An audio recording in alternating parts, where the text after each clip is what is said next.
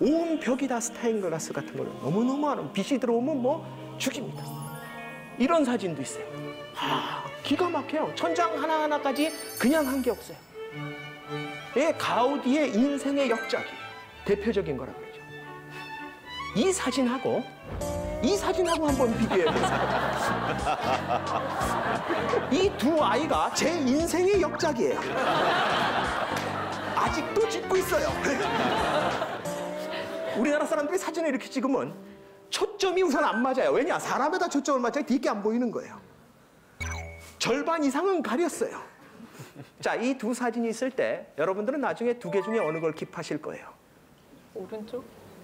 내 자식 있는 거를 당연하죠. 제 인생의 역작을 제가 갖고 있어야죠. 네. 이딴 거는 중요한 게 아니에요. 여러분들이 집에 가서 앨범을 한번 보세요. 앨범을 정리하다 보면 여러분들 거기에 나한테 중요한 사람이 안 들어간 사진을 끝까지 가지고 있는 경우가 몇 번이나 있으세요. 만약에 여러분들이 이렇게 뒤지다가 사람이 없어요. 풍경만 있어. 그러면 반응이 이래요. 이걸 왜 찍었지? 이러면서 그러는 거예요. 자기가 거기서 뭘 보고 그걸 되살리는 경험이 아니에요. 그걸 꼭 사진으로 꼭 자기가 들어간 걸 남겨야 돼요. 왜냐?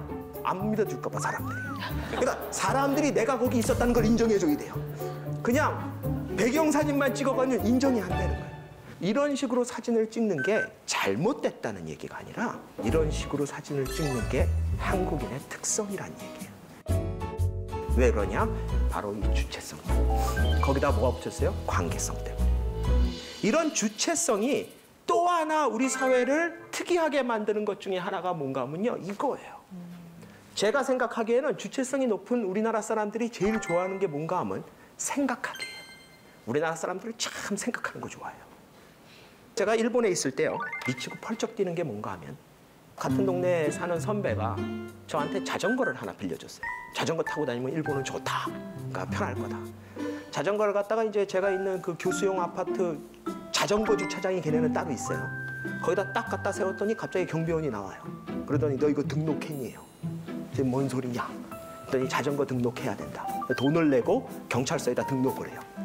그래서 내가 그걸 왜 하냐? 그랬더니 그래 이제 네가 잃어버릴 때 찾을 수 있고 어쩌고 저쩌고 한다. 이렇게 봤더니 등록은 돼 있네. 이건 뭐냐? 그래서 내가 이거 내 선배 이름으로 등록된 거다. 그래서 그러니 네 이름으로 등록해야 된대요. 그래서 내가 아니 이거 몇 개월만 쓰다가 돌려줄 거다. 어? 아니 네 말대로 잃어버리면 내 선배한테 연락이 갈 테니까 아무런 걱정 없다. 안 된대요. 그래서 제가 처음에 막 설명을 하려고 그러다가 안 되니까 알았다, 등록하겠다. 그리고 이제 도망을 다녔어요. 결국은 한 달쯤 도망을 다니다가 7번째 나한테 등록하라고 얘기할 때 제가 더러워서 한다 이러고 가서 했어요. 근데 한번 생각을 해보세요. 내가 몇 개월만 쓰고 돌려줄 거면 내가 이걸 등록을 했다가 또 그 선배한테 돌려주면 그 선배는 등록을 또 다시 해야 되잖아요. 이게 얼마나 불편해요. 모든 면에서 보면 그냥 안 하는 게 맞아요. 근데 얘네들이 그런 생각을 안 해요. 해야 된대요. 우리나라 사람들이요, 뭐 물어볼 게 있어서 동사무소나 구청이나 이런 데 가가지고 공무원한테 이거 이렇게 하면 됩니까? 이건 어떻게 합니까? 라고 물어봤을 때 그거는 매뉴얼상 원칙상 안 됩니다. 그럼 우리나라 국민들이 거기서 그렇습니까? 죄송합니다. 이러고 나오는 국민 봤어요? 많은 사람들이 요즘은 그래도 옛날에 반응이 어땠냐? 딱 이래요. 씩 웃으면서 되겠구만 이러고 시작하는 거예요. 왜냐? 자기가 보기엔 될 것 같거든요. 우리나라 사람들은요, 자기가 판단해서 안 될 것 같은 건 가서 물어보지도 않아요. 가서 되냐 안 되냐 물어보는 건 대부분 된다고 생각해서 물어보는 거예요. 근데 상대방이 안 된다 그러는 거예요. 우리나라가 이제 저신뢰 사회다, 신뢰가 낮다 이런 얘기를 많이 해요. 그렇죠? 근데 우리나라 사회가 저신뢰 사회라는 결론이 어디서 나오나 하면 일반적으로 월드 밸류 서베이 같은 거를 하는 겁니다. 국회는 얼마나 신뢰하냐, 정당은 얼마나 신뢰하냐, 사법부는 얼마나 신뢰하냐, 가족은 얼마나 신뢰하냐 이런 거를 수많은 나라의 국민들한테 물어보는 거예요. 그러면 이제 보기를 줘요. 물어보면서 굉장히 신뢰한다, 어느 정도 신뢰한다, 별로 신뢰하지 않는다, 전혀 신뢰하지 않는다. 이 4개의 보기 중에 사람들 보고 고르라 그러는 거예요. 그러고 나서 나중에 그 나라 국민들이 얼마나 어디에 많이 대답을 했느냐, 평균값이 얼마 정도 되느냐를 가지고서 그 나라는 신뢰지수가 높다, 신뢰가 낮다 이런 얘기를 하는 거예요. 재밌는 건 뭔가 하면 이 월드 밸류 서베이 같은 거는 면접원이 직접 국민한테 가서 물어봅니다. 샘플한테. 왜냐하면 아직도 문맹률이 글자를 읽을 줄 모르는 국민들이 많은 나라에서는 설문이 안 돼요. 그래서 직접 면접원이 샘플로 포함된 사람한테 찾아가서 말로 물어보게끔 돼 있어요. 이걸 말로 하다 보니까 어떤 일이 벌어지나 하면 가끔 가다가 대답을 안 하는 인간이 있어요. 물어봤는데 이러고 대답을 안 해요. 근데 뭐 억지로 대답을 하라 그럴 수는 없고 또 하나가 뭐가 있나 하면 모르겠는데요 라고 대답하는 문항이 있어요. 그 자료를 보면요. 일본 사람들은 대답을 안 하는 사람은 없어요. 우리나라 사람들은 간혹 있어요. 대답을 안 하는 사람이. 근데 일본 사람들은요. 모르겠다고 대답하는 사람이 되게 많아요. 우리나라는 모르는 사람은 한 명도 없어요. 이게 어느 정도인가 하면 가족을 얼마나 신뢰하느냐. 그러면은 일본 사람들은요. 모르겠다고 대답하는 인간이 있다는 거예요. 만약 여러분들한테 누가 국회를 신뢰하십니까? 그랬더니 여러분이 모르겠는데요. 그럼 보통 이렇게 물어요. 아니, 당신이 국회를 신뢰하냐고요. 모르겠는데요. 그러면 어떻게 대답이 나오냐? 너 아무 생각 없이 사는구나 이러는 거예요. 그러니까 우리나라 사람들은 자기 의견을 강하게 표현하고 갖고 있는 거에 대해서 별로 거부감이 없어요.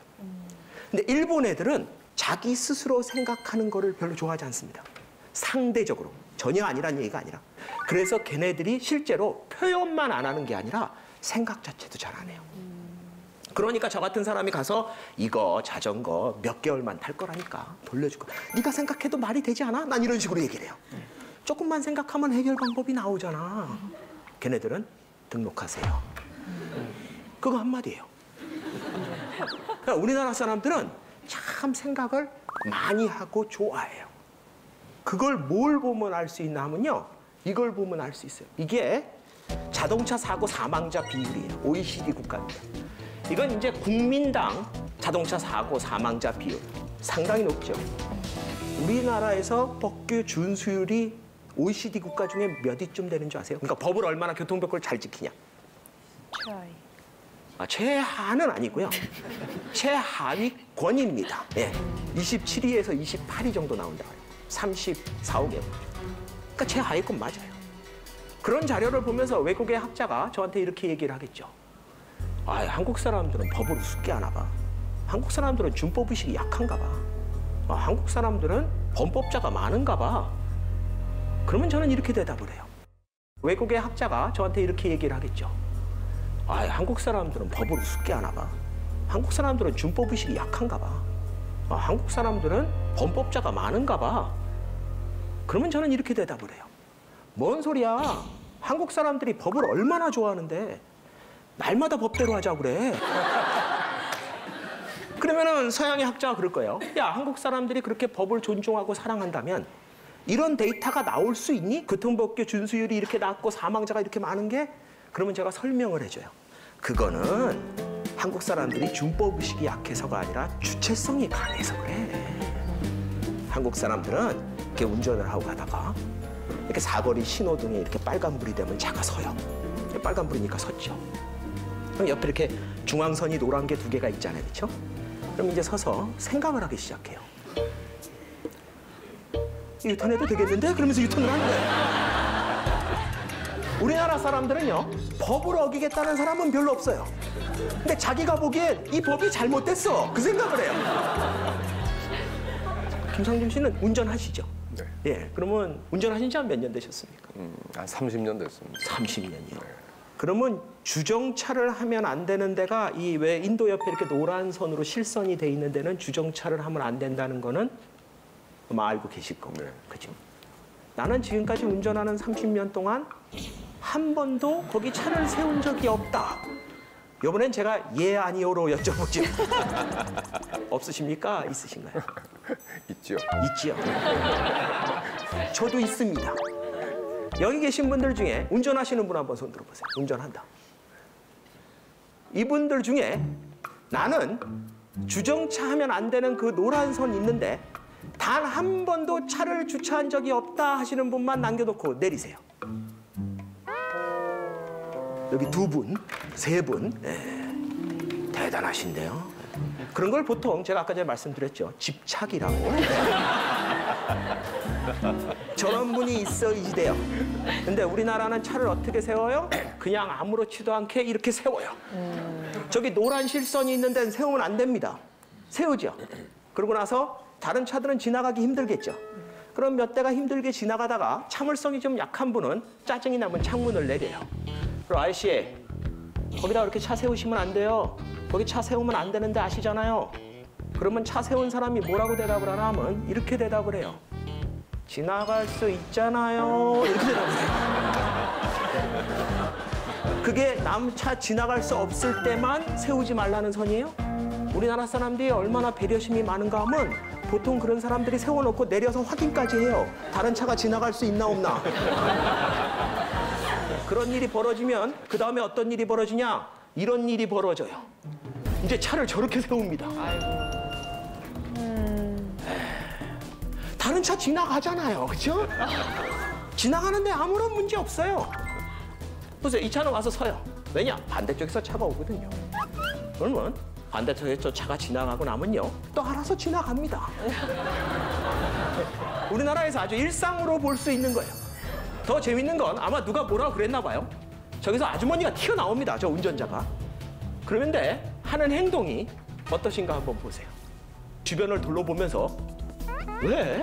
지나갈 수 있는데? 이런 표정으로 지나. 이게 우리 사회가 지금 많은 사회적 갈등 중에 뭔가 하면 법을 지키지 않는다는 게 있어요.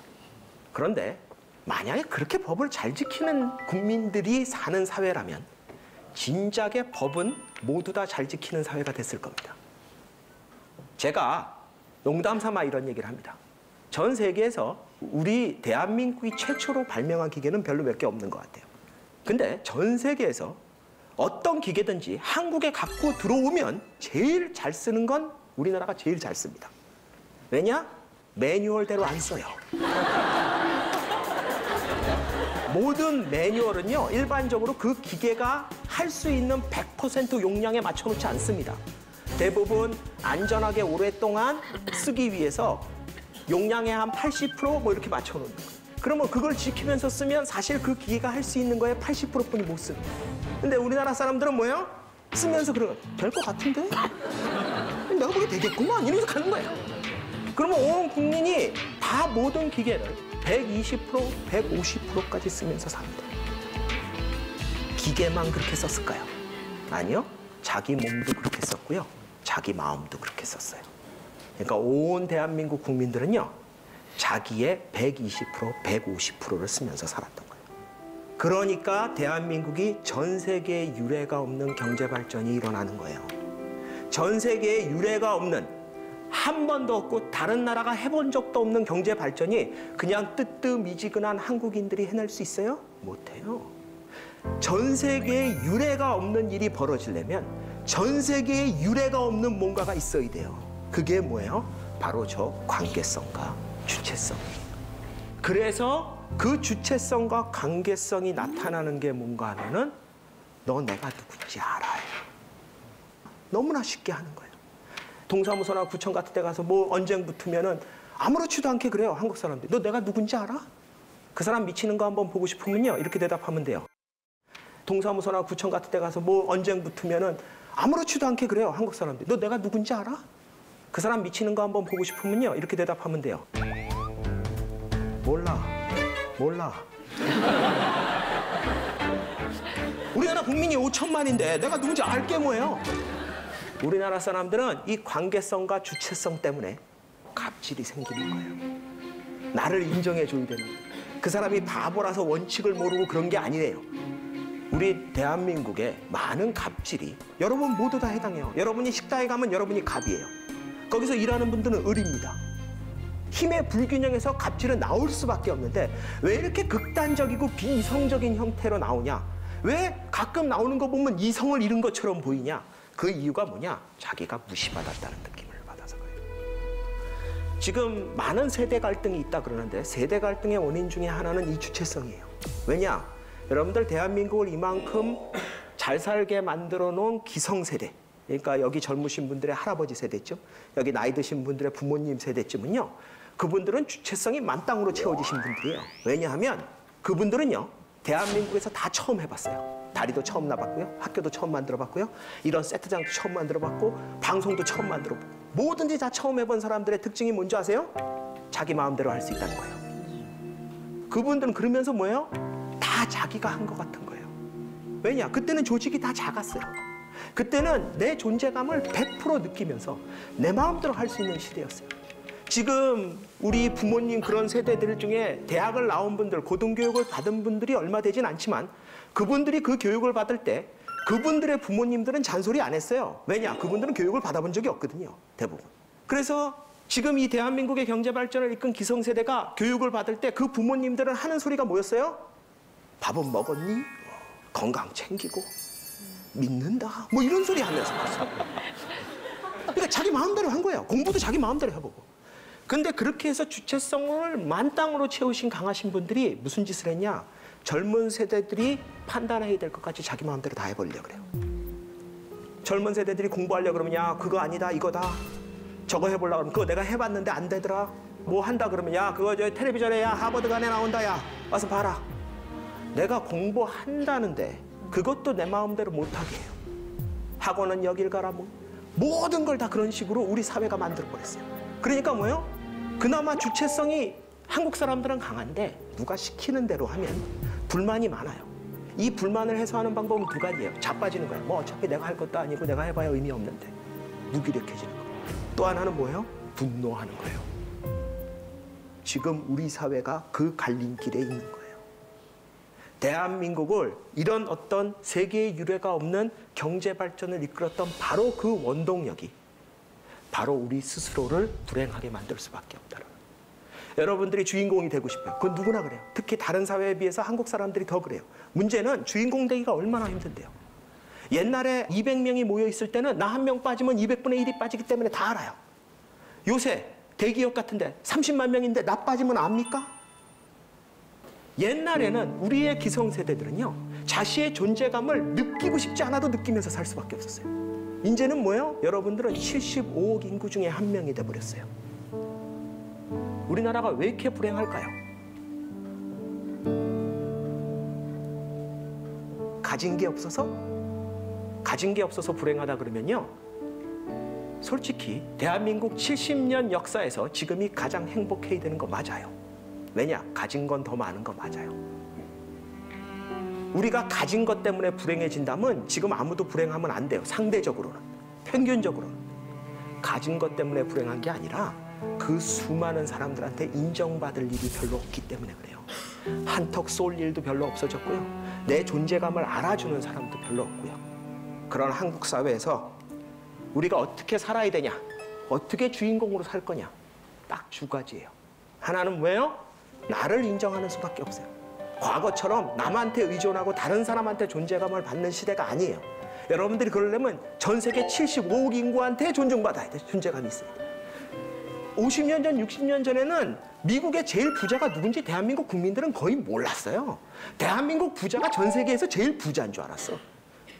지금도 우리나라에서 제일 부자라는 분들 얘기 들으면 재산 얘기 들으면 그래 와 저렇게 돈이 많아? 그런데 그런 분이 전 세계 무슨 500대 부자에서 보면 랭킹이 200이니 300이니 이런 거 얘기 보면 뭐 지난해나 뭐 별로 다를 것 같지 않은 것 같아요. 이런 시대에 살고 있는 거예요. 여러분이 뭘 해도 전 세계 75억 인구랑 비교될 거라는 거예요. 여러분의 존재감을 강하게 느껴주는 여러분 주변에 있는 사람들은 아빠, 엄마, 형제, 자녀 정도뿐이 안 돼요, 이제. 이런 사회에서는 우리가 설사 주체성을 갖고 있고 관계성을 갖고 있다 그러더라도 우리 스스로가 우리를 인정하는 그런 지혜를 가질 줄 알아야 되고요. 그러면서 동시에 여러분 주변에 여러분의 존재를 인정해 줄 수 있는, 그래서 여러분이 여기 있다는 걸 알고 여러분이 어제 뭘 했고 내일 뭘 할지를 알아주는 그런 사람들을 여러분 주변에 많이 만들어야 된다. 그게 한국인이라면, 한국인이 행복하게 살기 위해서는 반드시 해야 되는 일이다. 저는 이런 말씀을 드리고 싶습니다.